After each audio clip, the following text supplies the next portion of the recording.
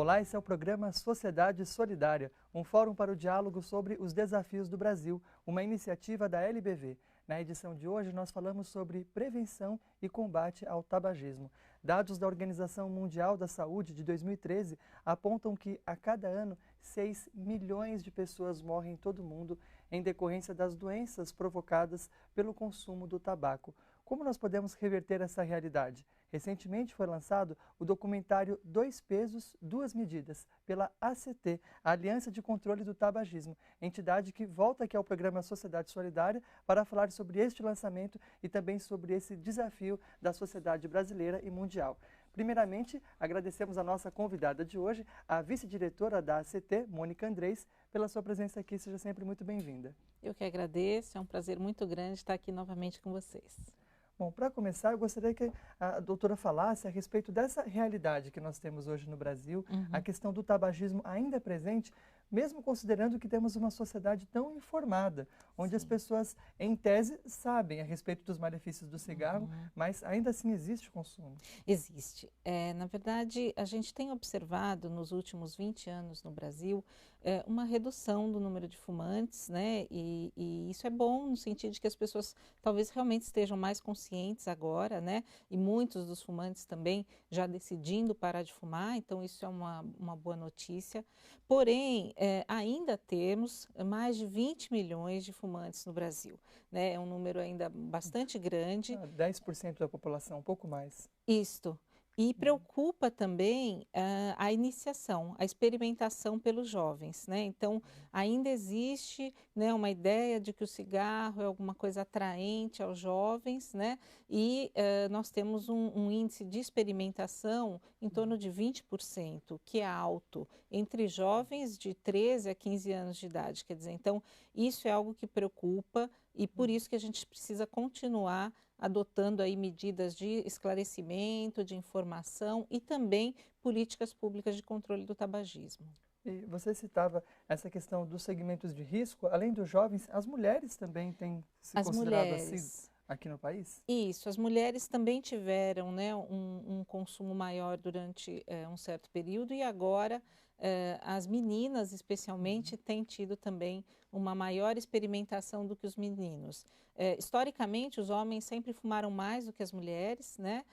Mas hoje, por exemplo, o índice de experimentação entre meninos e meninas é semelhante. Então, você vê que essa porcentagem de experimentação por meninas aumentou, né, em relação aos meninos. Então, esse é justamente uma população que a gente alerta, né, as mulheres para não começarem a fumar, né? Até porque depois as consequências para a saúde da mulher são tão graves quanto a do homem e em alguns casos até mais graves. Quando a gente olha para o Brasil no contexto internacional, como é que nosso país se sai? Ele é visto frequentemente também como um país de referência, digamos assim, na questão da prevenção do tabagismo? O Brasil teve uma liderança importante, né? Até nós temos um tratado internacional sobre esse tema, que o Brasil liderou a negociação desse tratado, então ele teve um papel muito importante. Acho que as medidas que nós já temos adotadas aqui fizeram com que a gente tivesse, né, ao longo do tempo, essa redução do consumo.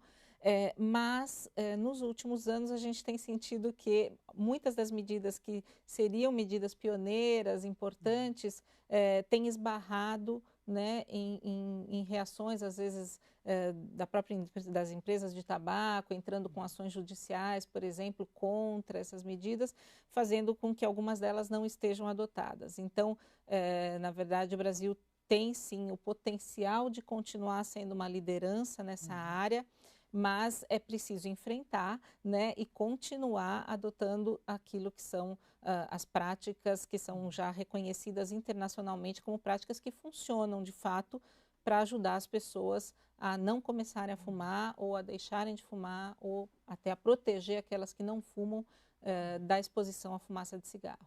Bom, certamente para alcançar esses objetivos, a conscientização do povo, das pessoas, é fundamental. Nesse contexto, foi lançado recentemente esse documentário, produzido até por iniciativa da ACT. Eu gostaria que você explicasse para a gente a respeito da sua proposta. Esse documentário, na verdade, ele foi produzido pelo cineasta Rodrigo Gontijo, né, em parceria com a ACT, e foi financiado por financiamento coletivo, né? Como existem hoje algumas oportunidades pela internet mesmo, as pessoas contribuem com projetos que elas acham que é interessante. Então, esse documentário foi financiado desse modo e ele conta um pouco a história. Muitos fumantes que talvez vão assistir ao filme vão se identificar, né, em certa medida, porque conta a história de um fumante, né, que foi um símbolo, na verdade, da luta antitabagismo no Brasil. O nome dele é José Carlos Carneiro, e quando você Isso. fala que ele foi um símbolo, é literal. Ele, na Isso. verdade, a foto dele estampou vários dos maços de cigarro dentro dessa ação adotada aqui pelo governo brasileiro de identificar as doenças mais frequentes entre as pessoas que consomem o tabaco nos próprios maços do produto. Isso, como um alerta, né? Exato. Quer dizer, alerta para as pessoas evitarem ou pensarem duas vezes quando compram, por exemplo, um maço de cigarros, né? E ele estampou justamente, ele foi símbolo, protagonista aí de uma campanha do Ministério da Saúde, né? Ele é um aposentado que perdeu as duas pernas, né? Com uma doença exclusivamente causada pelo cigarro.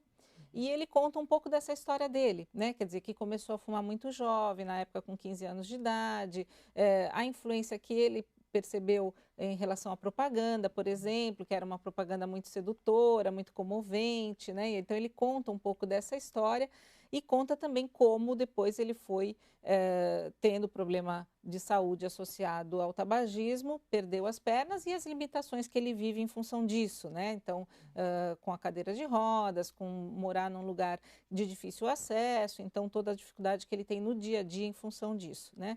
O filme mostra isso e mostra a luta dele quando ele pediu uma indenização à justiça, né? E não conseguiu obter essa indenização. Então, o filme acaba mostrando um pouco essa história, né, de por que será que ele não conseguiu, né? Por que será que nenhum fumante ou familiares de fumantes no Brasil conseguiram ganhar uma causa? Então, nós discutimos um pouco esse tema no documentário.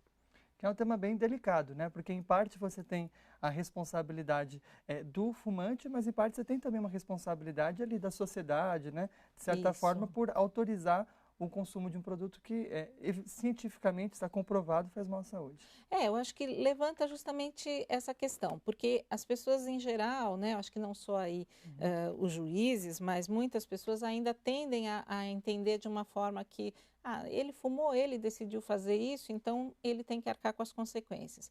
Mas muitas vezes não se considera que, por exemplo, como a maior parte dos fumantes começa a fumar antes dos 18 anos de idade. Ou seja, não são adultos escolhendo conscientemente fumar, sabendo de todos os riscos. Em geral, são crianças, né, ou adolescentes que estão começando a fumar. Então, esse é um primeiro ponto para a gente pensar. Será que a gente pode responsabilizar somente a ele, sendo que ele tomou essa decisão de começar a fumar ainda, né, num período tão precoce da vida dele? Outra coisa é toda essa questão da influência do meio, né, o quanto o cigarro durante muitos anos foi glamorizado, né? Foi considerado uma coisa sedutora, foi considerado chique fumar, né? Então, Isso pela quantas pessoas, propaganda, no cinema. exatamente, quantas pessoas também não acabaram iniciando o tabagismo, né, às vezes influenciado por essa imagem, e depois se viram dependentes e aí, mesmo tendo a consciência, decidindo parar de fumar, já não conseguiam, porque, né, é de fato um vício, é uma dependência muito grave que o tabagismo causa, e às vezes aí para conseguir deixar a pessoa leva 20, 30 anos da vida dela. Então, eu acho que é justamente essa problemática e a sugestão de que não só os juízes, os operadores do direito, mas também a própria população possa pensar um pouquinho mais sobre isso e analisar que não só a pessoa pode ter um grau de responsabilidade,